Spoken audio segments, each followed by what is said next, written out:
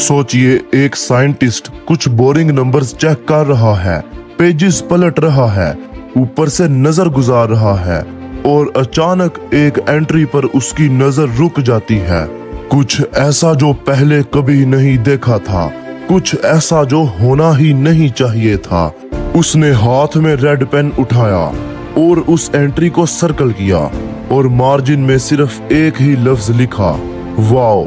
ये सिर्फ एक साइंटिस्ट की हैरत नहीं थी, ये शायद, सिर्फ शायद इस पूरी दुनिया में इंसान का पहला कांटेक्ट था किसी और दुनिया के साथ। एक सिग्नल स्पेस से, सिर्फ 72 सेकंड्स के लिए और फिर हमेशा के लिए खामोशी।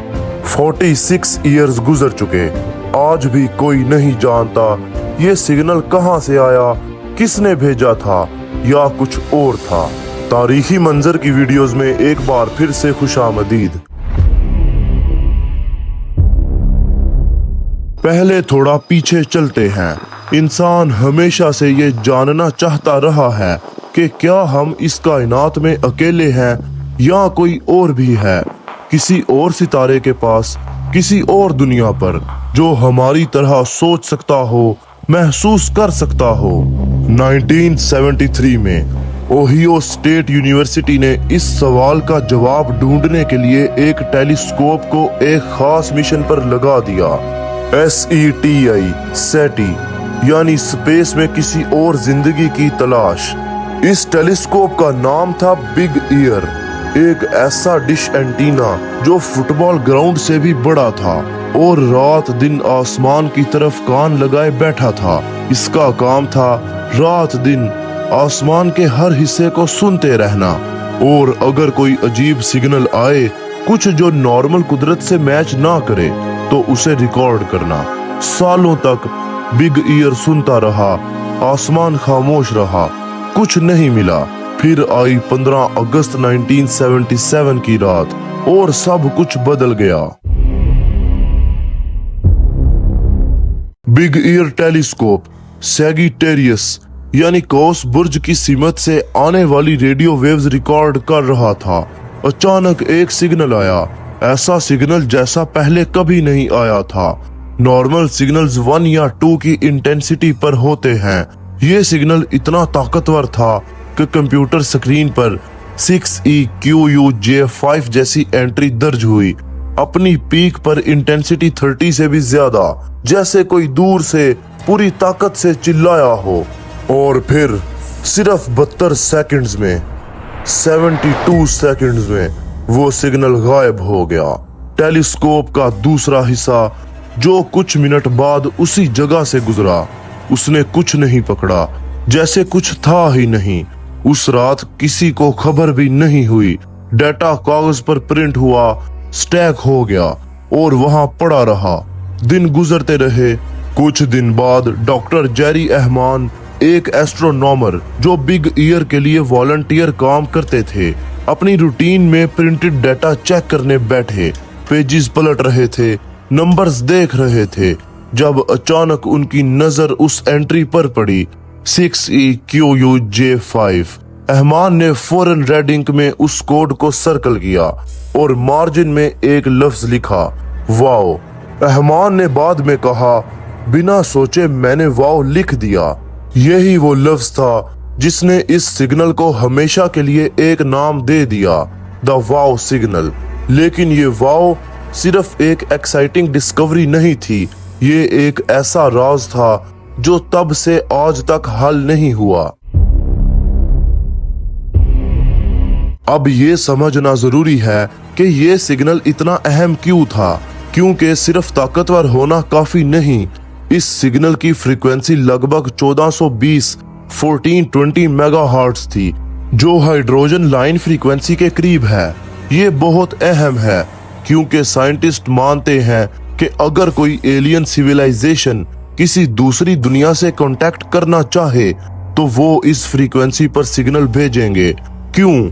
क्योंकि हाइड्रोजन कायनात का सबसे आम एलिमेंट है और ये फ्रीक्वेंसी पूरी दुनिया में समझी जा सकती है, एक यूनिवर्सल लैंग्वेज की तरह।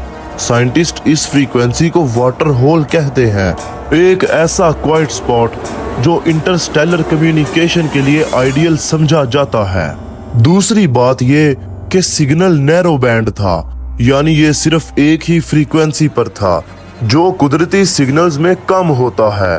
तीसरी बात, सिग्नल की ताकत और स्ट्रक्चर बिल्कुल वैसा था जैसा साइंटिस्ट ने एक्सपेक्ट किया था कि अगर कोई एलियन सिग्नल स्पेस से आए तो वो ऐसा होगा। ये सब मिला के ये सिग्नल कागज पर एक परफेक्ट एलियन सिग्नल की तरह दिखा। जब ये खबर फैली तो साइंटिस्ट में हलचल मच गई।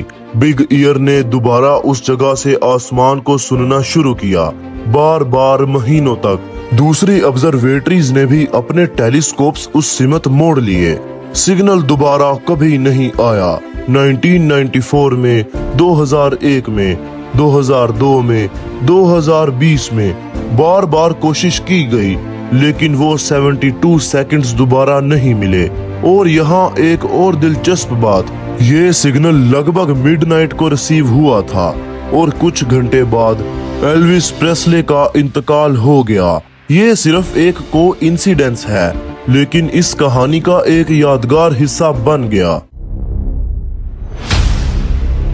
अब आते हैं उस सवाल पर जो सब जानना चाहते हैं, ये सिग्नल आया कहां से? 3 बड़ी थ्योरीज हैं और आज तक कोई एक भी पूरी तरह कंफर्म नहीं हुई। पहली थ्योरी है एलियन सिविलाइजेशन। ये सबसे ज्यादा एक्साइटिंग थ्योरी है कि ये सिग्नल किसी दूसरी दुनिया से किसी और जिंदगी ने भेजा। सिग्नल की कैरेक्टरिस्टिक्स बिल्कुल वैसी थी जैसे साइंटिस्ट ने एक्सपेक्ट की थी, लेकिन अगर कोई एलियन बीकन होता तो वो बार बार आता। रुका हुआ बीकन कोई मतलब नहीं रखता। इसीलिए ये थ्योरी एक्साइटिंग तो है, लेकिन पूरी तरह तसल्ली बख्श नहीं है। दूसरी थ्योरी है कॉमेट। एक टीम ने 2017 में ये थ्योरी पेश की कि 1977 में 2 कॉमेट्स 266P क्रिस्टेंसन और P2008 Y2 गिब्स आसमान के उस हिस्से से गुजर रहे थे, और इन कॉमेट्स के साथ मौजूद हाइड्रोजन क्लाउड ने ये सिग्नल पैदा किया। लेकिन दूसरे साइंटिस्ट ने इस थ्योरी को चैलेंज किया, क्योंकि ओरिजिनल सिग्नल टेस्ट किए गए कॉमेट सिग्नल से काफी ज्यादा ताकतवर था। तीसरी थ्योरी अर्थली इंटरफेरेंस।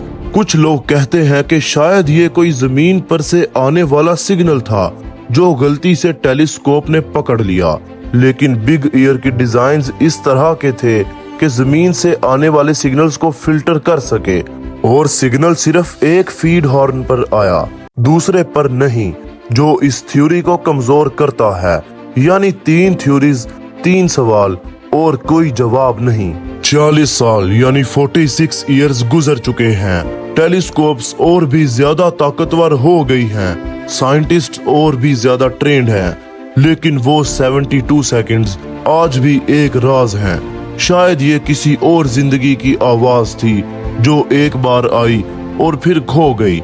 शायद ये स्पेस का एक कुदरती अजीब वाकया था, या शायद ये कुछ और था जो अभी हमारी समझ से बाहर है। जेरी रहमान, जिन्होंने कागज पर वाव लिखा था, बाद में खुद कहते हैं कि वो इस सिग्नल को कतई एक्सप्लेनेशन नहीं देते, सिर्फ ये कहते हैं कि आज तक का सबसे अजीब और अनएक्सप्लेन्ड सिग्नल है, और कायनात अब भी खामोशी में है।